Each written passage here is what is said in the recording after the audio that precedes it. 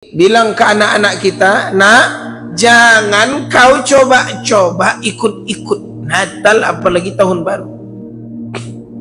Besok berkumpul dia di MTK tadi mana-mana, menunggu jam apa namanya itu, yang 00 itu 12 bergeserlah nih. Oh, berjogetlah mereka tengah malam. Maaf Pak ya, setiap tahun itu di Eropa bahkan di Indonesia berserak sarung-sarung kemaluan itu. Tahu Bapak sarung-sarung kemaluan? Tak perlu saya sebut namanya di masjid. Kenapa? Kata mereka ini dari barat sana, malam pergantian tahun itu malam kebebasan. Makanya perempuan ini berzinalah dia pasrah mau diapai saja. Coba Pak, di lapangan itu, itu kerjaan monyet-monyet yang datang ke kita itu, bodat-bodat.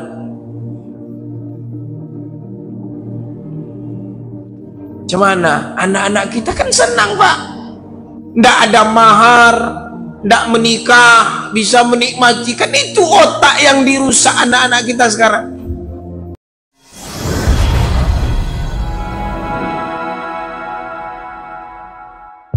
Dan alhamdulillah, semoga senantiasa lisan wala yazalu lisanaka rataban min zikrillah, hendaklah kita senantiasa mengucapkan kalimat-kalimat yang indah, kalimah thayyibah, yaitu menyebut nama Allah.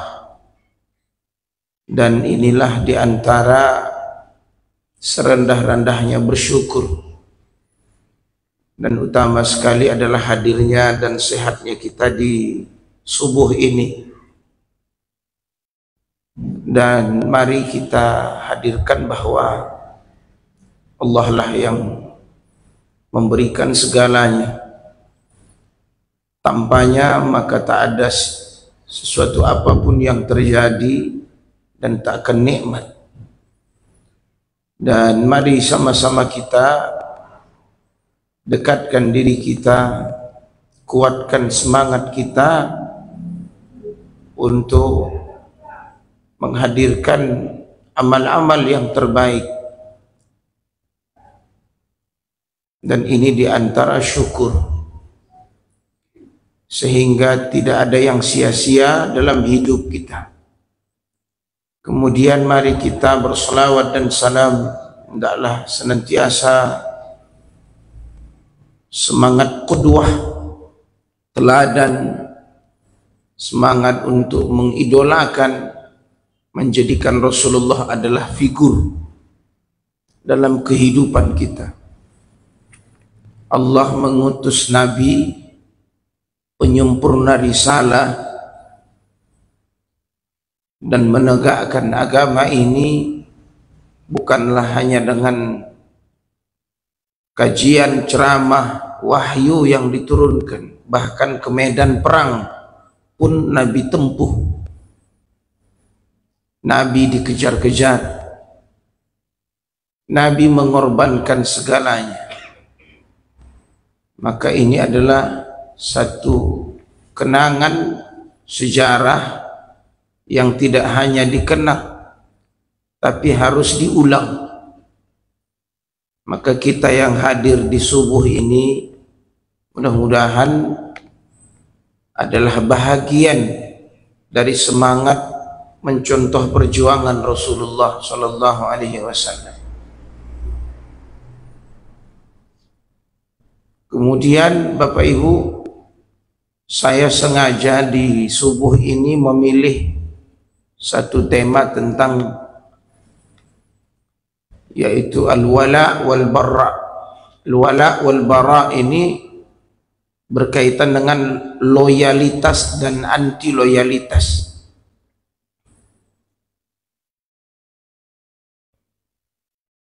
Karena tema ini berkaitan dengan zaman Bahkan tema besarnya adalah bagaimana menghadirkan strategi menghadapi fitnah akhir zaman. Apalagi di tanggal 23, 24, tanggal 25 ini sudah ada Natal dan Tahun Baru Masehi. Jangan sampai anak-anak kita pun ikut pula dia meniup trompet, bakar-bakar, mercon kembang api, dipakainya pula nanti topi Santa Claus.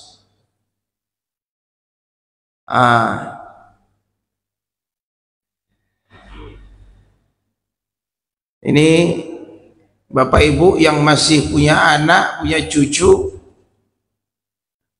saya ingin sampaikan tema ini, muaranya dan seperti apa solusinya dan bagaimana pemahaman kita terhadap agama ini. Wala diambil dari kata illallah, karena dua kalimat syahadah ini, la ilaha illallah atau asyhadu an la ilaha illallah, ada kalimat di situ la ilaha. Ini al-bara, illallah itu al-wala. Tiada Tuhan, tiada ilah.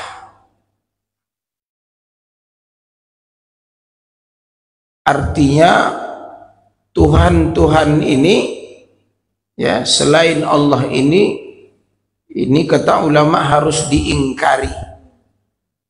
Al-kuf,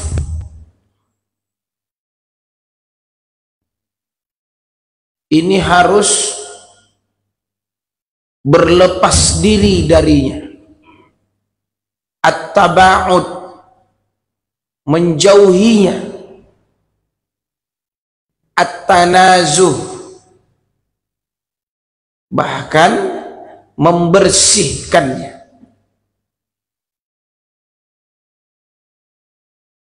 Al-mufasalah, memutuskan hubungan dengannya. Ini kata ulama.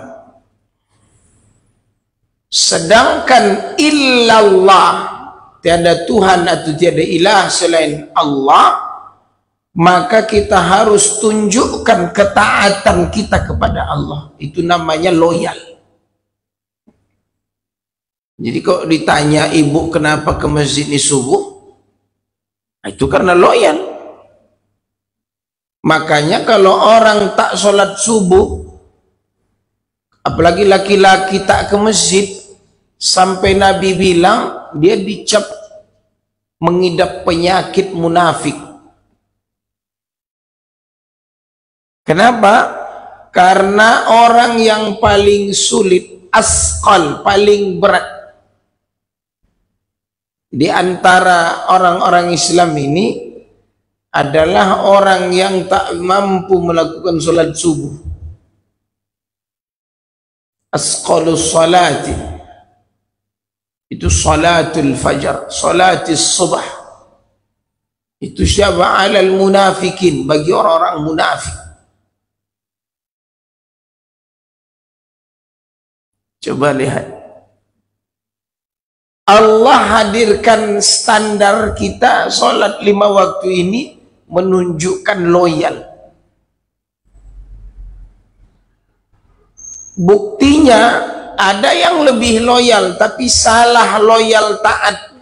Ke pasar bisa tiap waktu, ke ATM-nya aja loyal, buka 24 jam. Ada Indomaret buka 24 jam. Kita cuma 5 kali. Yang 5 ini paling hebat 10 menit. Ada orang loyal masuk mall setengah hari, bahkan 1 hari.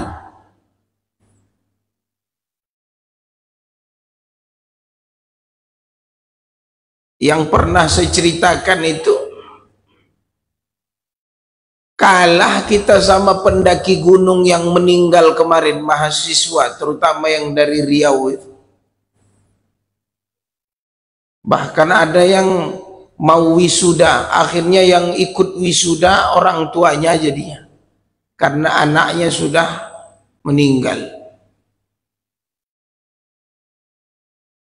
Mendaki gunung itu sepatunya tak bisa sepatu sekolah, celananya, bajunya, tasnya itu untuk hiking semua.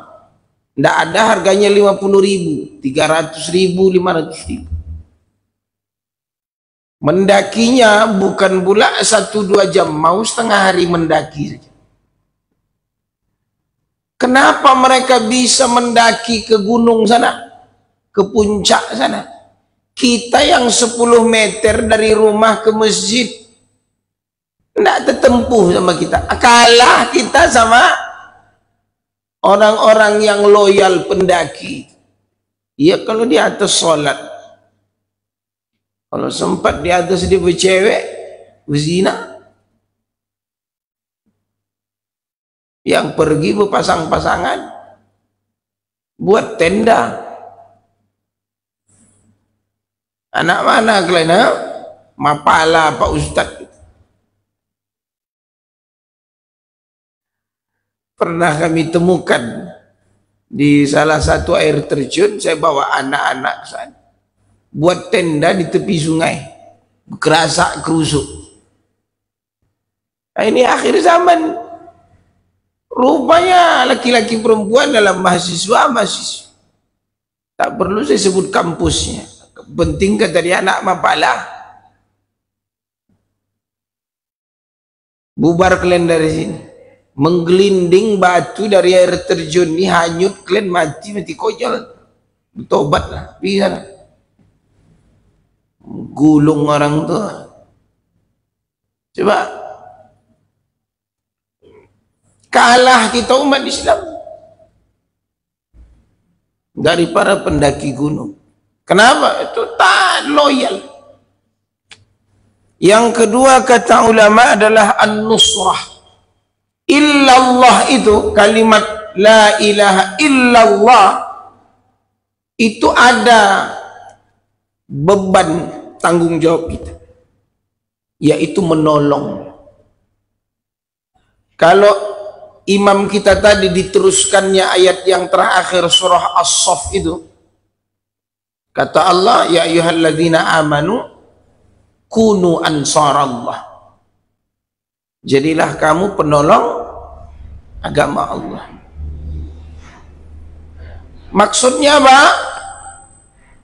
Kunu ansarallah itu apa? Allah perlu ditolong? Tidak, memang betul tidak.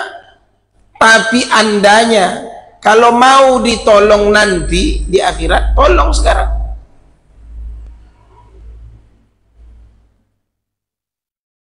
Contoh Pak, saya bawa ke dalam kepemimpinan. Kira-kira umat Islam ini masuk dalam kancah perpolitikan capres dan cawapres, itu menghabiskan dana enggak? Capek enggak? Berapa puluh ribu saksi se-Indonesia ini? Mungkin ratus ribu. Kalau 250.000 aja satu saksi, berat itu. Tapi kalau niat kita menolong agama Allah, maksudnya apa? Kita menceburkan diri kita dengan resiko di pencalonan ini. Ada yang sia-sia enggak? Enggak. Dan kita tidak tahu sampai kapan Allah memberikan takdirnya benar-benar umat Islam ini memimpin. Dan dengan undang-undangnya Allah. Sama kata orang Gaza, Hamas, kami tak berjuang pun mati juga. Tiap hari ditangkap. Tanahnya, rumahnya digusur, Tiap hari, mau perang atau tak perang, dibunuh, bunuh. Tangkap, tembak. Tiap Ramadan di Masjid Al-Aqsa itu ditangkap, ditendang. Sedang sholat tarawih pun ditendang, diinjak.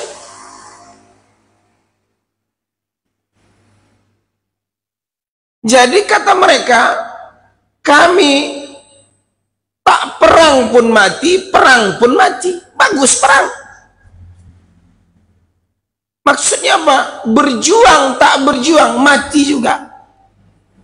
Kami, kata mereka begini, indahnya kalimat, kami hanya menyiapkan akhir kehidupan kami ini semoga tercatat sebagai pejuang. Ibu, kita memilih atau tidak memilih, itu pengaruh. Karena kalau Anda tidak ikut menolong agama ini, Anda yang rugi. Kita kalau menyerah, diam, itu sama dengan apa? Tidak ada akidah.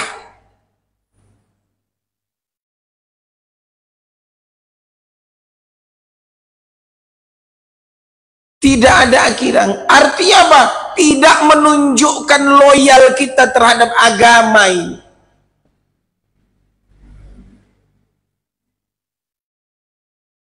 Saya tanya Bapak Ibu, Nabi itu ketika di zaman kafir Quraisy di Makkah, itu yang kuat Nabi atau orang kafir? Hah? Jumlahnya Nabi banyak atau orang kafir banyak? Nabi diam, masuk ke kamar, berkurung atau berdakwah? Hah? Nabi duduk-duduk aja, malas katanya. Atau Nabi itu sampai dilempar, hijrah, diusir. Itu bukan, saya bilang begini, sejarah ini bukan menunjukkan Nabi itu lemah. Salah itu. Itu orang sekuler kalau nengok sejarah begitu. Kalau ahli sejarah bilang begini, Nabi itu bukan tak mungkin menang. Dia utusan pilihan Allah. Tapi di antara hikmahnya, supaya orang-orang yang pengikut Nabi setelahnya nanti, kita ini supaya punya teori dakwah. Coba seolah gini, hei kalian, tengok itu Nabi. Nabi ketika itu jumlahnya sedikit. Kafir Quraisy aja hebat, kaum musyrikin itu kuat. Nabi masuk ke Madinah juga kuat. Orang-orang kafir itu kuat. Apakah Nabi tak berdakwah? Apakah Nabi tak mencalonkan diri dia di depan orang-orang kafir? Mencalonkan. Coba baca kisah Abdullah bin Ubay bin Salul. Awalnya dialah kandidat terkuat sebagai calon pemimpin di Madinah. Nabi datang.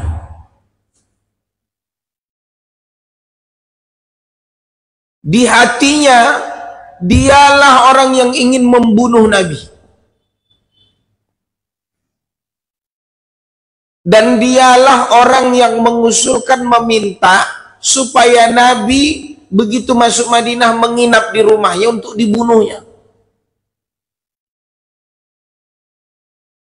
Karena saingan dengannya.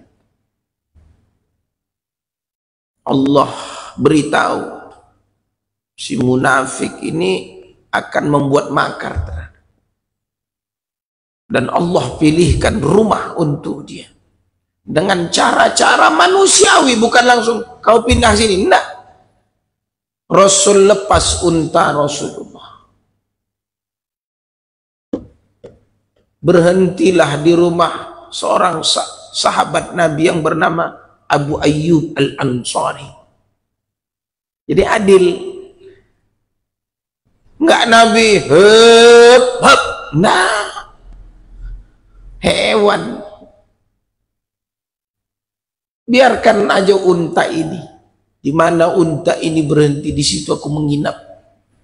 Padahal banyak sahabat minta di rumahnya. Masya Allah.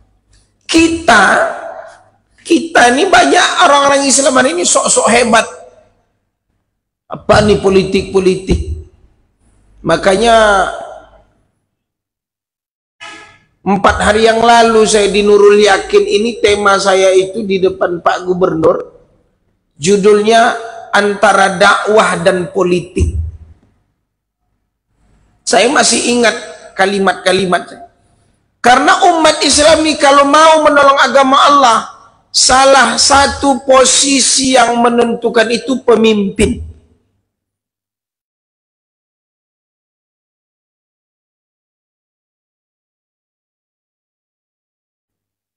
Pemimpin. Apalagi kita duduk di tempat-tempat yang strategis.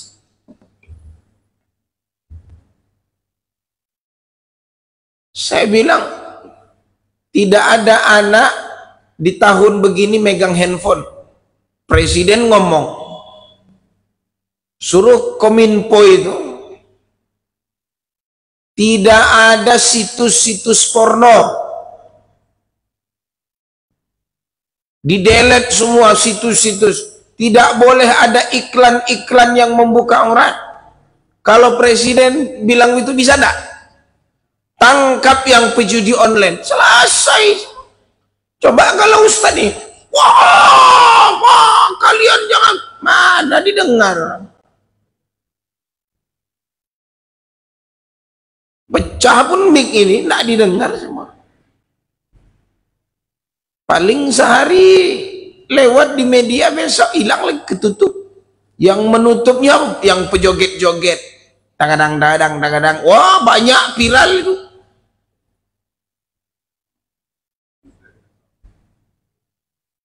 Seluruh RT RW harus ikut pengajian. Setiap kajian subuh dan di absen di masjid-masjid terdekat, dibuat absennya, atau selfie, kirim ke camat. Camat ikut pengajian, bisa enggak? Bisa. Kalau mau menolong agama Allah, kenapa orang Palestina 90 hari berperang masih bertahan? Karena pemimpinnya berani mengambil keputusan. Rumah roboh, semua loyal di agama. Hari ini tidak, umat Islam dari Saudi pemimpin juga tapi rusak. Saya takut mati, saya katanya. Dia sendiri bilang, Muhammad bin Salman itu, saya takut mati, saya kata. Nggak mau saya perang-perang ini. Ditontonnya anak-anak Islam dibunuh sama Israel. Bahkan mereka yang menginisiasi perang. Karena ada bisnis besar. Keserakahan. Mereka ingin membuat jalur perdagangan di Gaza ini. Jalur sutra. Tempat lewatnya kapal. Ada alurnya. Semua dah terbuka jalur ini kecuali yang di Gaza. Lewat Laut Merahnya ada Yaman. Mereka nak tahu sejarahnya kayak Rempang kemarin. Kalau jadi itu habis, kita orang Melayu habis. Alasan apa? Investasi, bisnis. Nah ini Masjid Al-Aqsa ini. Tanah para nabi. Jadi kita an-nusrah itu, membela itu bukan bicara menang kalah, Bapak Ibu. kita ini dicatat sebagai pejuang atau pecundang.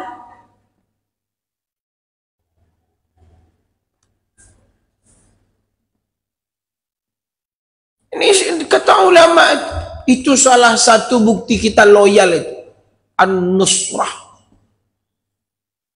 Jadi kita datang ke TPS mencucuk itu dan meminta kepada Allah, ya Allah beri kami pemimpin yang membawa perubahan.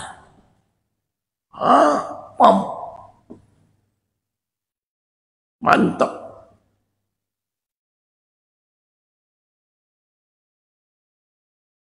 Dan ini yang ditakuti oleh musuh-musuh Islam. Mereka tidak mau ada pemimpin yang memimpin itu dengan dengan Al-Quran.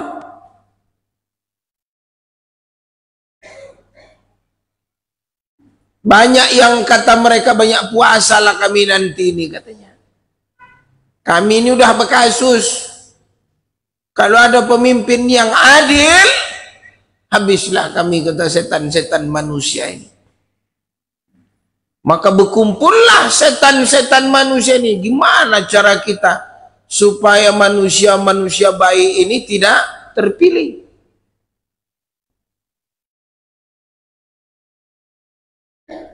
Jangankan pemilu negara, pemilu masjid RT RW aja berkelahi. Apalagi ada duitnya. Jangankan bicara RT RW ketua masjid, kepala sekolah aja menyogok. Dinas apalagi. Mau masuk naik pangkat, mau ini, mau itu. Na'udzubillah. Kemudian makna di sini illallah ini secara loyal al-qurbu, mendekat.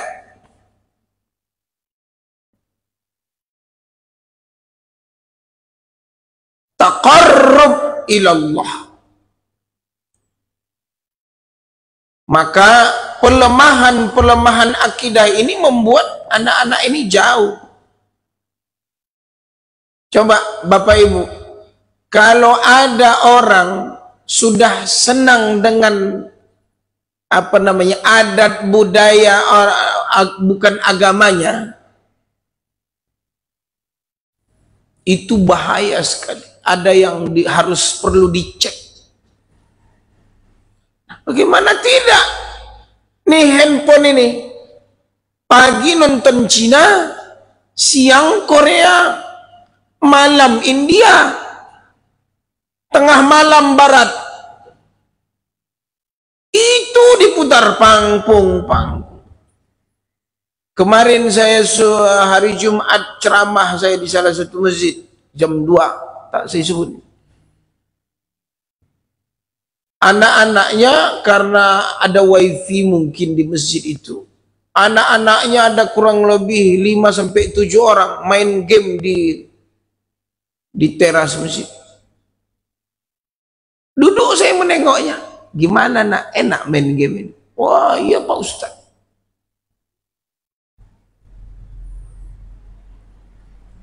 Jadi kadang saya bilang mau dibentak mau dimana, tak mungkin. Zaman ini luar biasa. Jadi saya bilang ke ibu-ibunya, walaupun main game di masjid mungkin masih mendingan juga. Cuman saya bilang, habis main game datang azan, sholatlah kalian. Karena kadang tidak begitu azan bubar dia. Habis azan, habis sholat datang dia balik. Makanya orang yang begitu tuh harus ada pembinanya. Itu strateginya Pak. Kita menarik anak-anak itu masuk ke masjid, ada wifi-nya. Main game dia di situ online. Tapi harus ada pembimbingnya. Sekian jam atau sekian menit sudah ya, kita siap-siap masuk waktu sholat. Habis ini kita itu dibuat agendanya, bukan dilepas.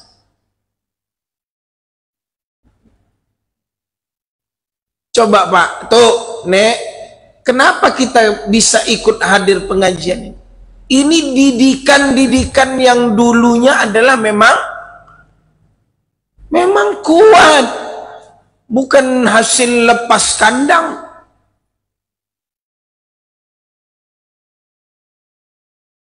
Saya menengok ayah almarhum ayah itu, maaf ya, memang singa padang pasir. Itu kiasan, singa padang pasir. Maksudnya apa?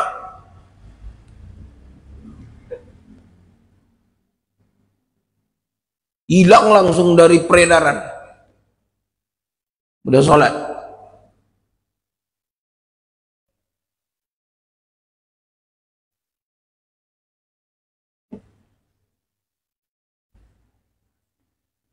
Ngeri.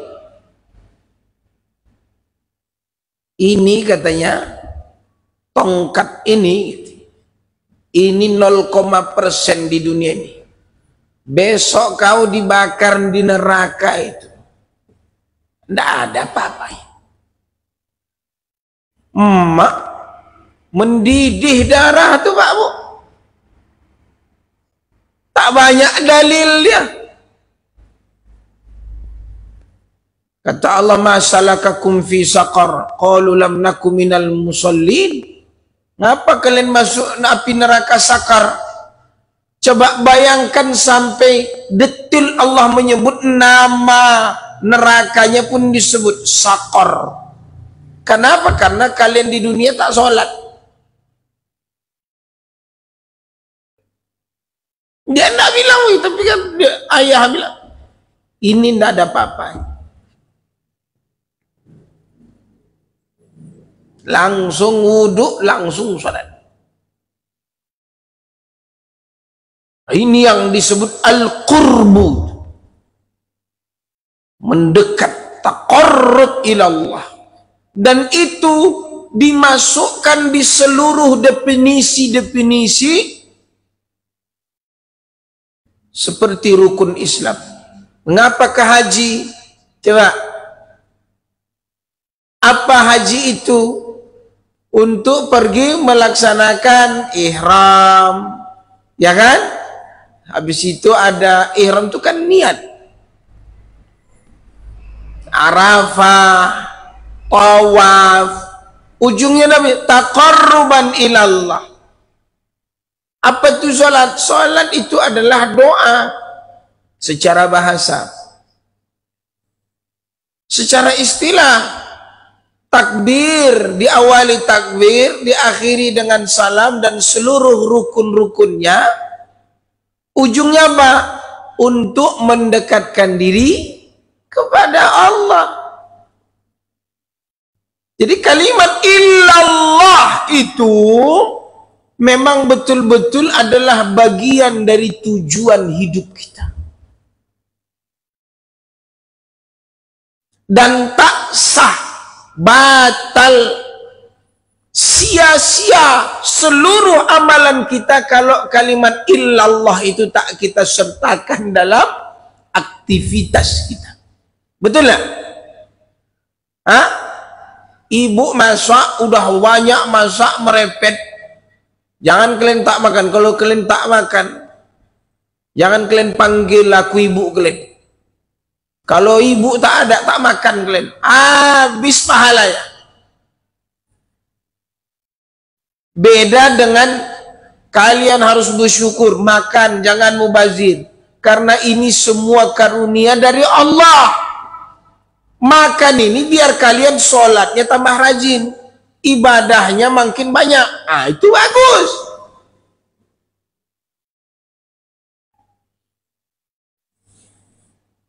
Kadang kita merepet ini tidak ada arahnya, akhirnya orang ngambek, merajuk, tidak mau makan. Oh salah.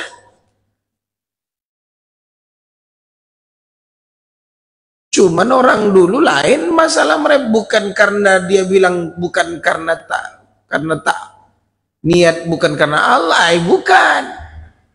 Dia biar kita tahu perjuangan memasak ini susah, belinya susah. Semalam Jumat saya habis Jumat dijamu sama orang kaya, duit apa, mobilnya, rumah. Di satu restoran saya masuk, dipanggil sama saya usah makan. Dermawan orangnya, tak saya sebut. Dia dulu merantau dari Sumatera Barat ke Riau ini, dikasih ayahnya, emaknya 2.000 perak. 800 perak untuk ongkos. Sampailah tempat di keluarga, mungkin di sini kata dia, tidurlah saya Pak Ustadz di kursi panjang. Itulah tempat tidur saya. Tahu Ustadz apa kerjaan saya? Kuli bangunan.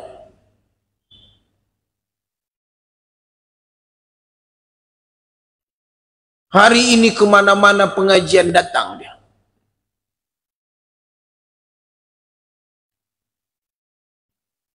Masya Allah. Masya Allah.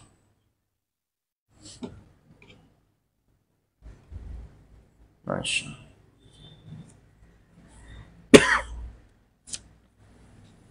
Baik, saya coba runutkan ini.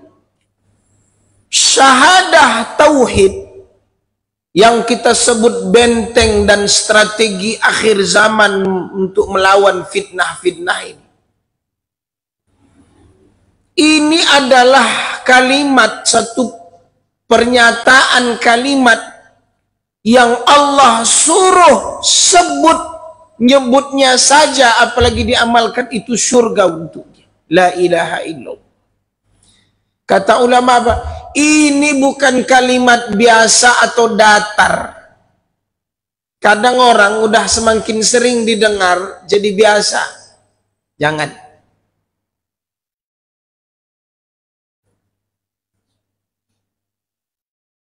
Kata ulama begini. Ini adalah satu kalimat merupakan pernyataan yang menyimpan tuntunan dan tuntutan. Baik itu penolakan maupun penetapan. Kan kita tolak dia, la ilaha itu tidak ada Tuhan ini. Tuhan-Tuhan kalian ini tak pakai. Kecuali Allah. Ada yang ditolak tapi ada yang ditetapkan.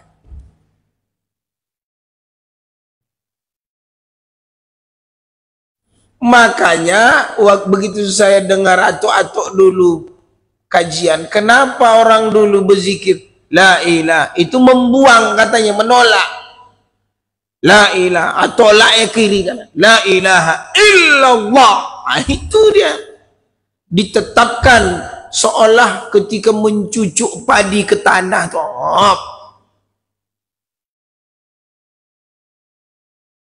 Tapi bagi sebagian orang ya ini tak ada dalilnya, ini bid'ah. Ya biasalah, ya kan?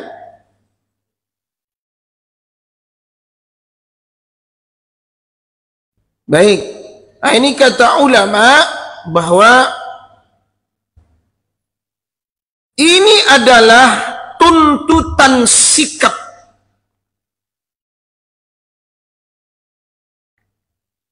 Saya bilang tadi begini, bicara sikap. Jadi kalau kita, Ustadz, saya ditanya apa strategi kita menghadapi fitnah, kita harus punya sikap.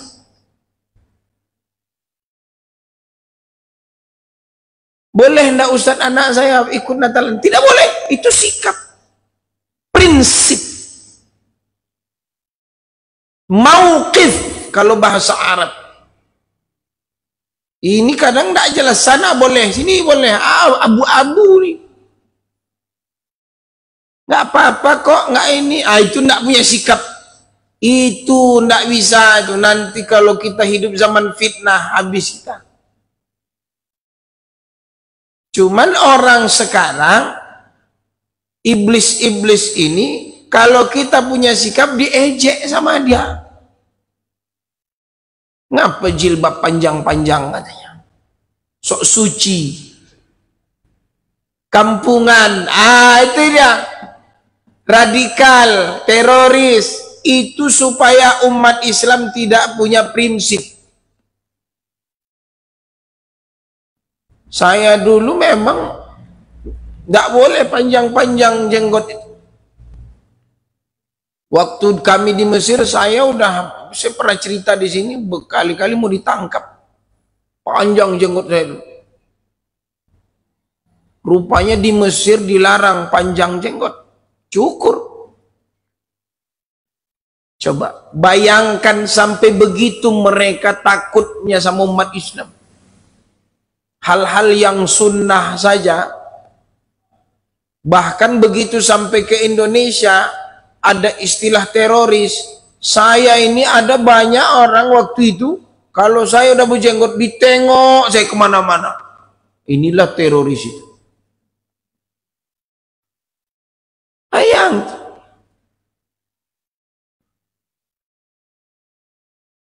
Padahal ini prinsip. Beragama ini prinsip. Sampai kata Nabi nanti sampai akhir zaman, memegang agama ini seperti memegang apa? Bara api. Melepuh tangan kita. Maksudnya apa? Bisa-bisa melaksanakan ajaran Islam ini kita diteror, dibunuh.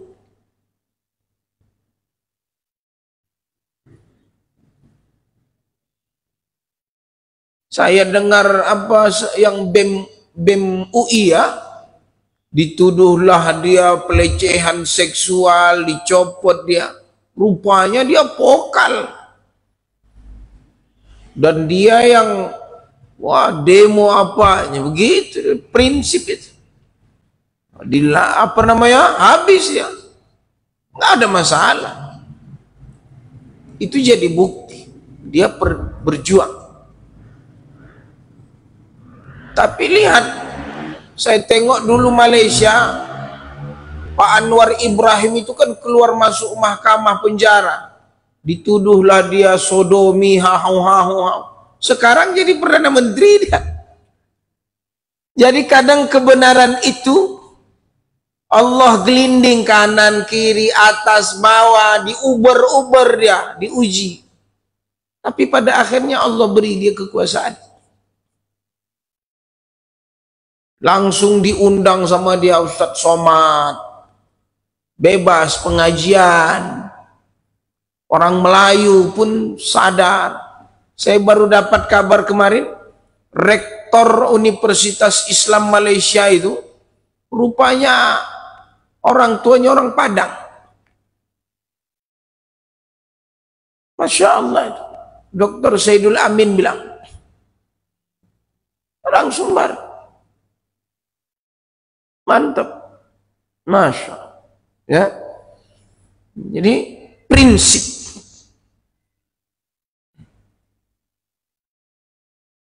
Dan prinsip ini prinsip yang termasuk juga berlawanan sekaligus dia. Contoh begini, menolak, menerima. Ada kita memilihnya. Nggak bisa ditolak semua karena la ilaha. Yang dipilih adalah yang agama, yang orientasinya berketuhanan kalau bahasanya. Rabbaniyah. Kalau walakin kunu rabbaniyin adalah generasi yang memang mereka kokoh secara berketuhanan. Maksudnya apa? Memang mereka ini hidupnya memang di atas dasar perintah Allah dan menjauhi larangannya. Itu strategi akhir zaman. Sekalipun dia di kubangan sampah, sekalipun dia dilempar di mana saja, emas tetap emas. Itu prinsip. Tetap dia menolak. Tidak bisa dia ketemu minyak sama air, itu tetap terpisah.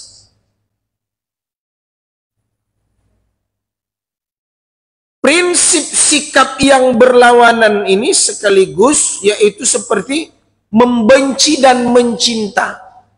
dia benci dengan yang selain Allah ini, yang dia cinta adalah Allah. Maka apa kata Nabi begini dalam satu hadis saya baca, man a'ta lillah, yang memberi karena Allah, wa mana'a lillah, dan menolak karena Allah, wa ahabba lillah, mencinta karena Allah, wa abghadha lillah, membenci karena Allah, wa ankaha lillah, menikah juga karena Allah, faqad istakmala imanah, maka telah sempurnalah iman.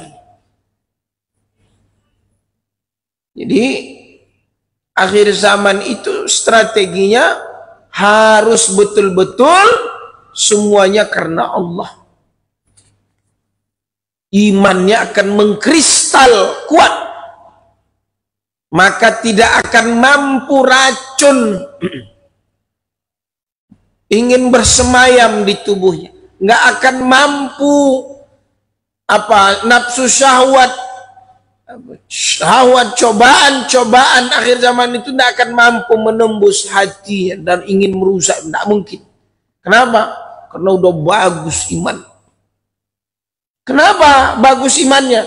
Dia memberi karena Allah, menolak karena Allah, mencinta karena Allah, membenci karena Allah, menikah pun karena Allah.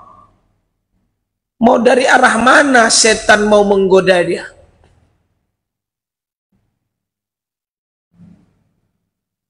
Tapi kalau ada transaksi karena jabatan, karena keluarga, kalau istilah Pak Anies ini ordal. Apa ordal itu tuh? Orang dalam. Itu fitnah yang dahsyat.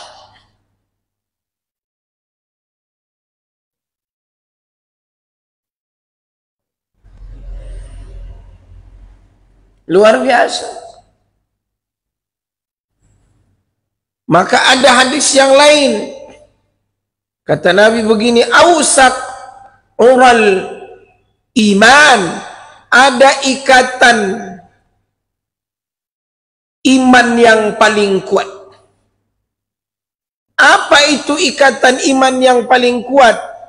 Itulah tadi salah satu, al-muwalatu fillah, loyal karena Allah, wal muadatu fillah, bahkan memusuhi pun karena Allah, wal mahabbah hubbu fillah, wal bughdhu fillah. Itu dia, mencinta dan membenci karena Allah. Maksudnya itulah sikap yang berlawanan. Tidak ada membenci saja, tapi tetap harus ada mencinta, memberi dan menolak. Itu dahsyat Islam, ya. Maka filosofi la di situ kata ulama adalah kalimat yang mudah untuk diucap, namun kemudahan dalam ucapan tidak semudah dalam tindakan dan konsekuensi.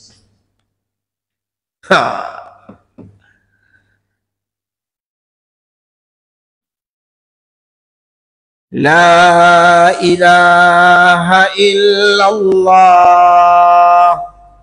Cobalah amalkan nanti di kantor. Tidak ada duit kecuali ada jabatan, atau balik dah. Padahal di zikirnya la ilaha illallah. Pergi jualan yang busuk masuk juga. La ilaha illallah, bohong juga.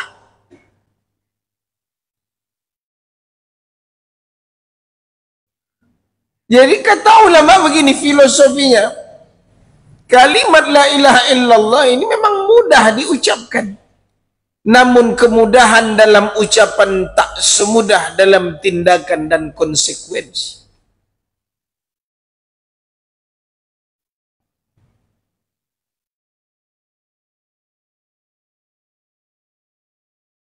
Berapa banyak ulama meninggal menghembuskan nafasnya di tiang gantungan hanya mempertahankan la ilaha illallah.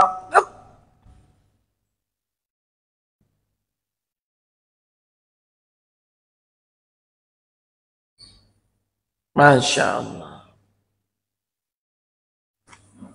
Maka kata ulama, kata tidak la ilaha la merupakan kata yang muatannya sungguh berat. Ini filosofinya. Makanya kebanyakan orang tidak suka mengatakannya.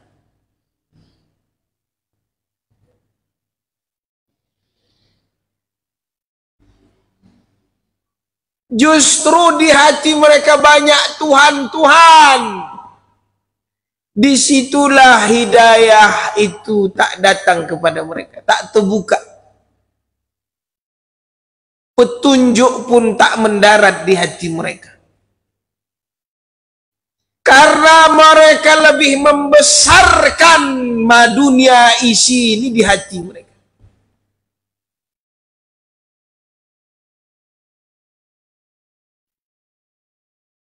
Kalau bicara ini di masjid, ibu sedang duduk di karpet, ada kipas angin, apalagi dilengkapi nanti macam-macam makanan. Bicara ini masuk memang. Ini ndak di sini. Kalau di masjid enak dengar. Di luar.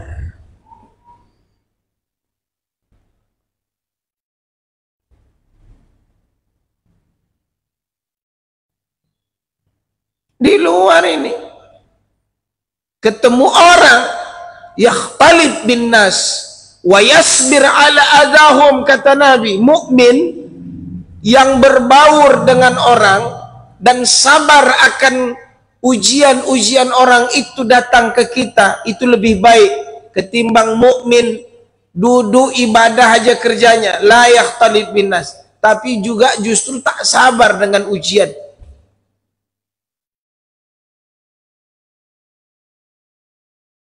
Makanya orang barat banyak masuk Islam karena perjuangan orang Palestina.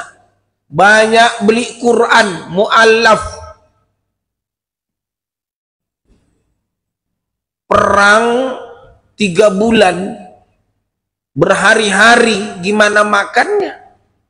Gimana senjatanya? Membuat terowongan aja yang dinampakkan ke kita, itu dibuat berapa tahun?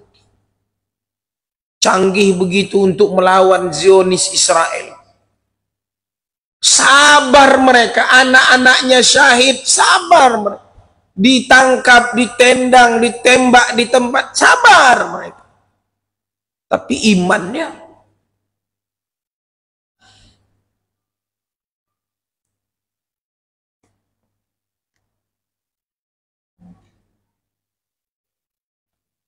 jika Anda mengucapkan kata tidak kepada lawan bicara yang mengajak Anda, maka akan muncul rasa kecewa, marah, benci, atau minimal mengerti pun dengan terpaksa.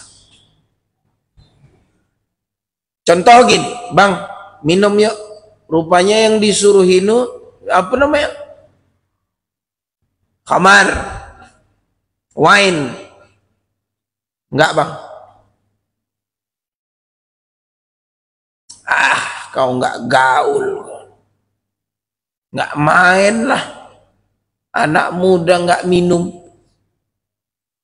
Saya dulu di pesantren, anak-anak mada ini kan kalau keluar olahraga tanding atau apalah, keluar pondok merokok. Dikasih ke saya rokok. Dia ndak tahu ayah saya di rumah punya kedai runcit, kedai sampah. Kedai yang itu. Sebelum saya pondok jualnya rokok semua. Saya menengok rokok itu udah biasa. Dikasih saya merokok lah, nurse katanya. Dipaksa sih merokok. Ini kesempatan sebelum masuk pesantren. Ayolah, bencong kau ini, kau orang Medan, bencong katanya orang. Udah makan nih, kalau bisa kalian makan rokok nih. Jadi menolak itu konsekuensinya kadang mereka kecewa ke kita. Mereka ini marah ke kita. Itu filosofi la. No.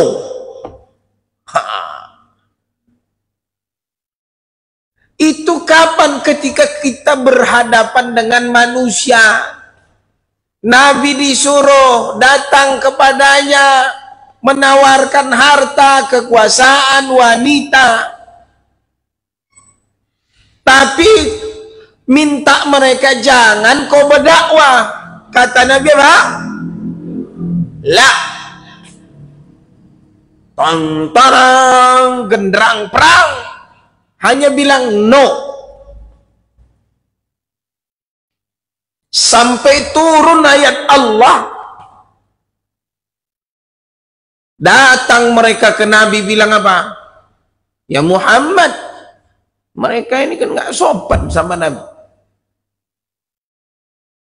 Bagaimana kalau kita bersyarikat menyembah? Kata Nabi, apa nih? Tahun ini kami menyembah Tuhanmu. Yang baik-baik kami ambil. Tapi berikutnya kau harus sembah Tuhan kami. Dan yang baik-baik dari agama kami kau ambil. Turun ayat. Bicara loyal ini. Apa tuh? Qul ya ayyuhal kafirun. La a'budu ma ta'budun. Wala antum abiduna ma a'bud wala ana abidum ma abadtum wala antum abiduna ma a'bud lakum dinukum waliyad.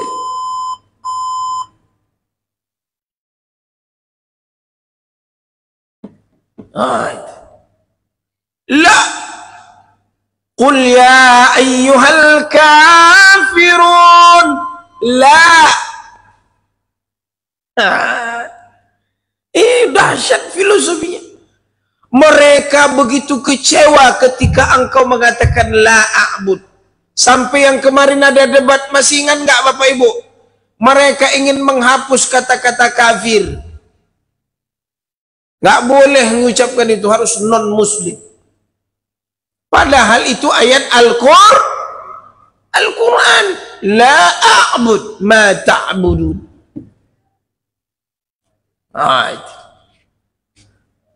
Jadi bilang ke anak-anak kita, nak, jangan kau coba-coba ikut-ikut Natal apalagi tahun baru. Besok berkumpul dia di MT Kinta di mana-mana, menunggu jam apa namanya itu?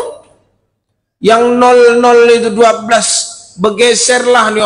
Oh, berjogetlah mereka tengah malam. Maaf Pak ya. Setiap tahun itu di Eropa, bahkan di Indonesia, berserak sarung-sarung kemaluan itu. Tahu Bapak sarung-sarung kemaluan?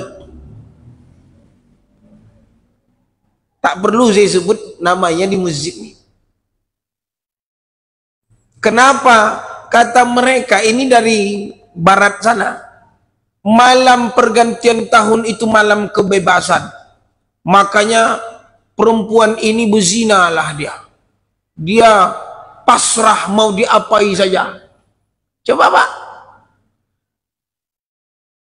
di lapangan itu. Itu kerjaan monyet-monyet yang datang ke kita. Bodat-bodat. Gimana? Anak-anak kita kan senang Pak. Nggak ada mahar, nggak menikah, bisa menikmati. Kan itu otak yang dirusak anak-anak kita sekarang. Tanpa menikah, tanpa ada tanggung jawab sebagai ayah, tapi tersalurkan. Itu otak mereka. Dibuatlah malam tahun baru, datanglah perempuan tak berbaju, datanglah musik, datang ini. Bodat. Gimana, Bu? Jangan kau lepas anakmu. Kurung dia. Bagus saja masak, ceramah keluarga, arisan, atau bawa dia jalan, pantau dia. Kalau tidak, jangankan bicara akidah, harga diri pun tak ada lagi. Tergadai semua. Ya, la. Apa nak la? Apa tahun baru? Itu bukan dari Islam. Itu bukan dari agama kita. Itu bukan dari ajaran Islam. Itu bukan dari Quran, bukan dari hadis. Mantap. Baik, saya kira cukup ya, mudah-mudahan ada manfaatnya. Dan saya minta doa, saya mau langsung hari ini pagi ini ke Sumbar jemput anak pulang pesantren. Ini PR saya yang saya ceramahkan ini mau saya terapkan ke anak saya. Liburan anak-anak ini ya Bapak Ibu, bagi anak-anak yang pulang dari pondok, yang libur di sekolah, buat program. Rencana saya masuk keluar dari pondok ini, saya udah carikan pondok tahfiz semasa liburan. Ada rupanya. Anak saya ini mau dia. Nanti kunjungi aja lah. Siap. Hafal Al-Quran di sana. Dia udah hafal 11 juz. Saya bilang ayah pingin 30 juz. Jadi liburan ini cemana? Ini ada buat camp tahfiz masa liburan. Mau ndak? Ayah bayar, ayah kasih duit. Mau? Ayo, diantar. Ketimbang di rumah ngango-ngangonya, isi handphone. Saya cari ada yang tahfiz, ada yang menonton leadership, ada yang macam-macam program berkuda memanah. Liburan tapi tertata. Memang pakai duit, ya semua duit. Di rumah pun dia nanti mau jajan, dia mau ini duit juga. Tergantung kita. Kita doa semoga anak kita mau pula. Ya ini saja, astagfirullahalazim. Selama liburan ini juga bawalah anak kita silaturahim ke atuk neneknya.